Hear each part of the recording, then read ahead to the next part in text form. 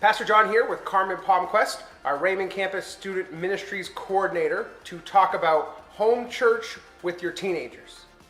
On any given Sunday at one of our campuses, our students are either upstairs worshiping with their parents, or they're downstairs in the barn, or downstairs in the youth room in Kittery. But now, because they're worshiping at home as a family, I thought we should bring in an expert who used to be a teenager at one time to talk about youth group and teenagers and home church. So, can you give us some tips as parents out there watching, trying to figure out how to engage their students? One of the biggest tips I would give is to involve the students in the actual service.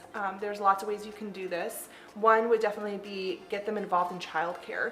A lot of our students have experience already in helping with childcare at the church. They have learned to help with the programming, how to run some of the lessons. So they could take the kids to another room or just to another corner of the room and do the kids programming. They're also really great at just getting down the floor and playing or coloring or reading quietly to some of the younger kids. So that's a great way to engage them.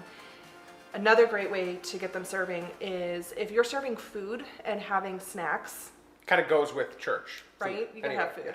And so you can definitely get them to help clean up, set up, get them involved in the meal prep, and let them choose what they get to serve that week.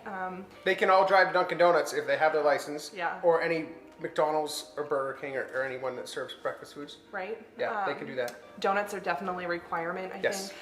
A final way to get them serving would be get them involved in some of the tech needs.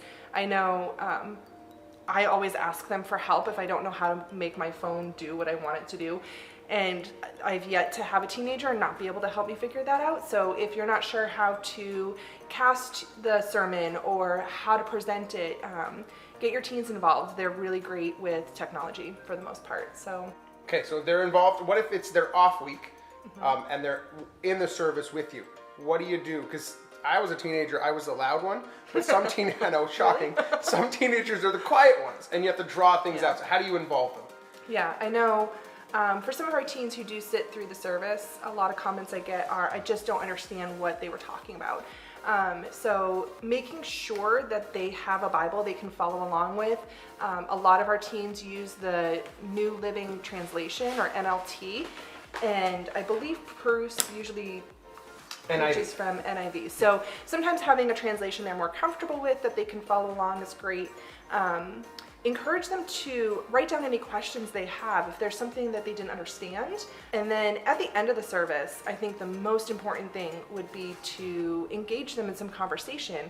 Either you could ask them what they thought about the service, ask them if they have any questions. A lot of the shy ones may not be willing to speak up for what they didn't understand, but if they're directly asked, they will open up a lot easier.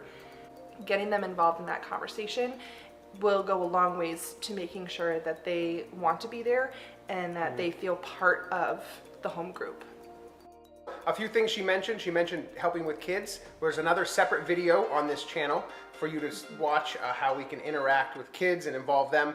And also there are discussion questions and a host guide on our Bethany Home Church page every week with new questions for you to you can study ahead and prepare and be ready for the students.